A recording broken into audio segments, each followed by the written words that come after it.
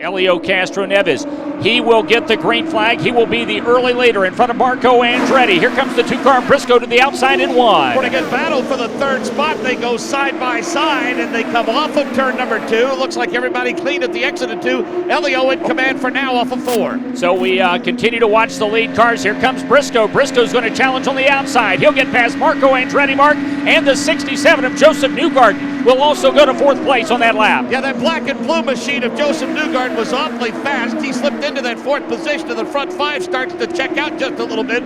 We see the number 4 machine of J.R. Hildebrand. It looks fast. He dances to the high side of Brian Hunter-Ray out of 4. Alex Tagliani is on the move early, tries to get to the outside of Charlie Kimball and make that Graham Rahal mark as they make their way through 1. Looking at Tony Kanaan at the rear of the field. He's trying to shoehorn his way around Graham Rahal. Wants to go to his high side at the exit of 2. As we look at them off of 2, the leader's already back in the main straightaway. It's amazing, Mark, how fast laps disappear here. Elio Castroneves already in turn number 1. Briscoe runs 2nd. Andretti is 3rd. Newgarden is 4th. James Hinchcliffe now battling Newgarden for that 4th spot. Yep, there go the young guns, but Newgarden in that, again, black and blue machine holding off that bright green machine, if you will, of James Hinchcliffe. Now Hinch sees the bottom of the racetrack. Newgarden runs out of room, lifts a little bit. They'll stay side by side into 1. So James Hinchcliffe has gone to the low side of Joseph Newgarden. These two young drivers will battle side by side off of turn number 2. Hinch on the low side, Joseph Newgarden to the high side. The battle for 4th place, Mark, off of turn number 4. Pretty well locked down side by side. They almost touch at the exit of turn 2. Newgarden to the high side, Hinch to the low side. These guys have battled it out before. They're battling it out again here at Iowa Speedway tonight off of 2. Hinch is going to move just in front of Joseph Newgarden and pick up the clearance there, so he will take over 4th as they battled side by side for nearly 3 laps. So we keep our eye on Justin Wilson, who is right now one of the biggest movers of the night. He is +9 on the evening. EJ Vizo, Davey, is +14 so far as EJ started well back in the pack right now. Vizo, who started 24th, running 10. Great job, Wilson. +9 as well, so he's doing a good job as well. Yep, so Vizo, our biggest mover up to this point with 49 laps complete. Tony Kanaan +11 as TK right now, who won here in 2010. The last victory for Tony Kanaan during his great career. Right now, he is shown in 8th place. As we keep our eye on James Hinchcliffe, as Mark James Hinch once again is now reeled in Elio Castroneves heading to 3. Well, it's going to look like an interchange at rush hour for Elio Castroneves as he comes off of turn number 4. A mass of cars in front of him.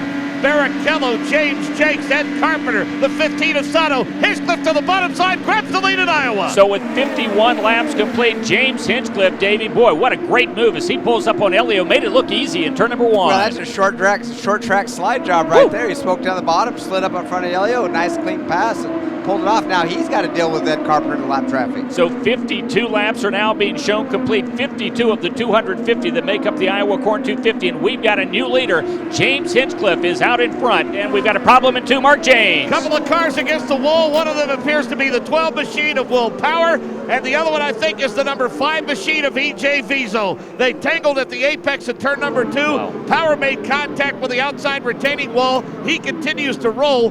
Vizo was stopped against the outside retaining wall, just shy of the midway point of the back straightaway. Well, gets set to go back to green flag racing. Double wide restart. James Hinchcliffe, Mark James, all over Elio Castroneves to the high side in 1. Well, I'll tell you what, the car's working well to the high line or the low line, and he's all over the place. Meanwhile, back of the pack, Joseph Newgarden looked like he was shot out of a cannon. Mike, he goes highs and low. He picked up about 3 spots, now has to climb on the binders. He almost made contact with the car to the high side. That was the number 11 machine of Tony Kanaan. And as he does, the 18 of Justin Wilson is able to get underneath Joseph Newgarden. Boy, I tell you what, Davey, whatever it is about the new Firestone Firehawks that Joseph Newgarden likes, he likes it a lot, so does that race car, but right now he's going to give up another couple of positions. He's going to give up. I think he's running too hard too early possibly, and he runs in the corner, but then he has to lift so much he loses all of his momentum and falls back. Off the pace, and now is rolling up into the racing line. Hildebrand is going to bring out the yellow flag. Not exactly sure what happened there. Mark, don't know if he hit the wall. His right front tire's up. Mark, did you see that incident as it happened? He had to have hit it. We see black marks down along the turn 4 wall. Yeah, see it on the outside of 4. Yep, and then he made an erratic move down to the inside because at that point he was just a passenger, and a couple of drivers made some pretty evasive moves to avoid the National Guard machine of J.R. Hildebrand. He comes to a stop at the apex of turn 1, bringing out the caution here at Iowa Speedway on lap 90. Joseph Newgarden is one of those cars. He slows down the back straightaway, and is that the 15? It's difficult for me to tell. It looks like Simon Pagenaud. Oh, Ryan Briscoe, who was leading the race at the time. Ryan Briscoe makes contact with a turn 2 wall. Also, the number 67 machine of Joseph Newgarden involved. So those 2 cars running in the top 10 bring out the caution here in turn number 2. So here we come to the green flag. 195 laps will be complete at the line. 55 laps remain. Mark Jane, Scott Dixon is out in front of a gaggle of cars in wide. Tagliani and Carpenter touching the setup at turn number 1. Marco with the move to get around them. Carpenter wants a lap back. He is running hard at Scott Dixon's high side. Alex Tagliani is there. Meanwhile, Marco Andretti hits the button. He wants tags off of 4, and Hinchcliffe backs into the wall after contact. Contact, turn number 4. It's what was a promising night and a battle for the points championship for James Hinchcliffe. It's going to take a big hit tonight. His night ends against the turn 4 wall.